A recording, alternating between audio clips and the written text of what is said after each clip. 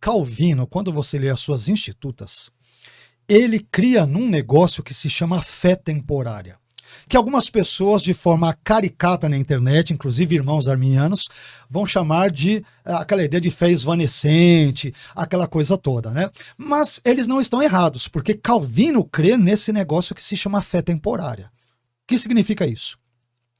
Deus, que faz todas as coisas e determina todas as coisas, ele, por exemplo, dá fé para as pessoas crerem. Nós só cremos porque Deus deu fé, correto? Só que nem todas as pessoas, evidentemente, são salvas no calvinismo. E por que não são? Não são porque Deus quer salvar algumas e não quer salvar outras.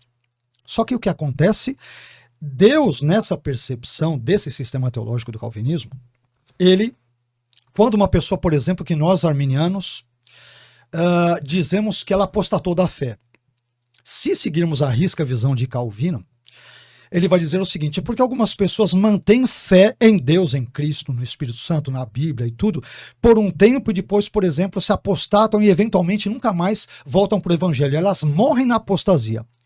Qual é a explicação de Calvino? Parte. Uma delas é, a pessoa pode nunca ter sido crente verdadeira e tal. Ok, essa é a visão típica. Mas com base nesse ensino da fé temporária, que é bem conhecido no contexto das Institutas, né? Embora talvez nem todos os arminianos saibam, mas um calvinista raiz, digamos, que estudou, ele tem a obrigação de saber. Então, Calvino ensina esse negócio da fé temporária. O que acontece? Deus dá fé para um indivíduo durante um tempo da sua vida cristã, mas durante a outra parte, Deus tira essa fé. Ele dá o pirulito para a criança durante um tempo. A criança está chupando, está gostando do pirulito, do docinho que foi dado. Chega num momento da vida, ele tira. O que acontece? Ela morre nos seus pecados.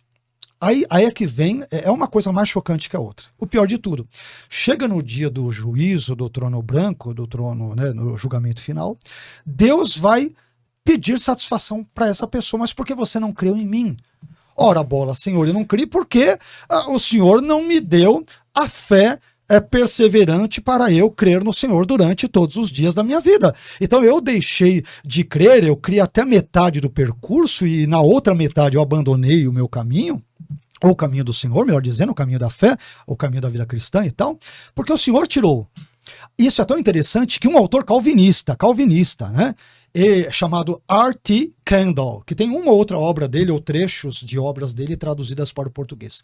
Ele vai dizer que o ensino da fé temporária é uma das coisas que ele não diz com essas palavras especificamente, mas o conceito é esse. Ele vai dizer que uma das coisas que mais envergonharam o calvinismo inglês na época foi esse ensino da fé temporária de Calvino. Quem disse isso foi um calvinista chamado R.T. Kendall. Porque não faz sentido, né? Então perceba que isso é complicado. Como assim? Deus me dá a fé durante um momento, depois ele atira e ele vai me responsabilizar no futuro por eu não ter perseverado em algo que ele me deu temporariamente e depois sonegou-me?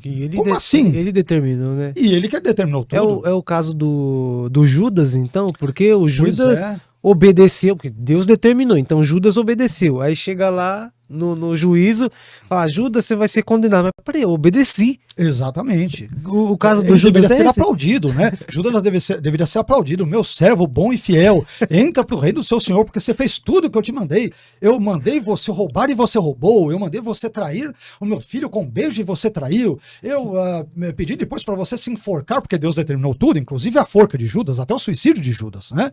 Então, ele tem que ser aplaudido de pé, porque foi um senhor servo, com perdão pelo trocadilho, né? Foi o servo mor. E evidentemente não, claro que nós estamos sendo irônicos nesse aspecto, né?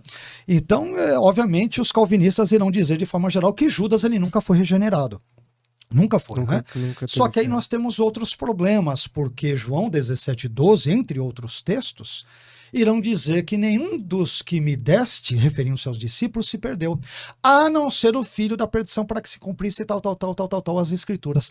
F.F. Bruce, Frederick V. Bruce, que é um teólogo neotestamentário calvinista, quando interpreta esse texto de João, e é um calvinista, né, e é um exegeta que conhece bem grego e tudo, já falecido, ele vai dizer que a apostasia é uma possibilidade real no meio cristão.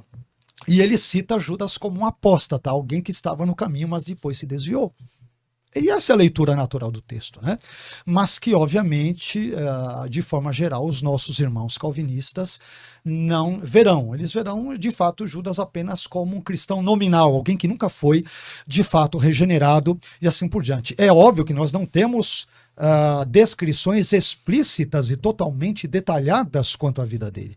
Mas a julgarmos por textos como este que eu citei de João 17, comentário de F.F. Bruce, dentre outros tantos elementos, é plausível sim defendermos a ideia de que ele em algum momento possivelmente tenha sido crente, sim, mas se desviou. Mas aí para um calvinista você pode cair nesse outro elemento teológico que eu citei agora há pouco, que é a fé temporária.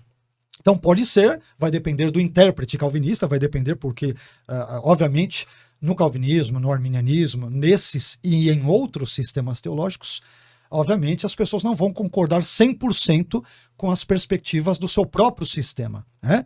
Então terão calvinistas que vão dizer, não, Judas nunca foi efetivamente convertido. Outros poderão dizer, não, em algum momento ele teve uma fé temporária, mas aquela que acabou se esvaindo com o passar do tempo e da qual Calvino fala com todas as letras nas suas institutas. Eu não estou inventando essa ideia de fé temporária.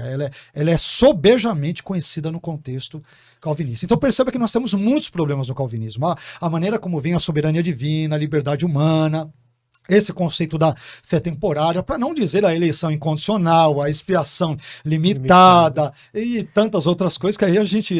Vamos entrar. Muitos problemas.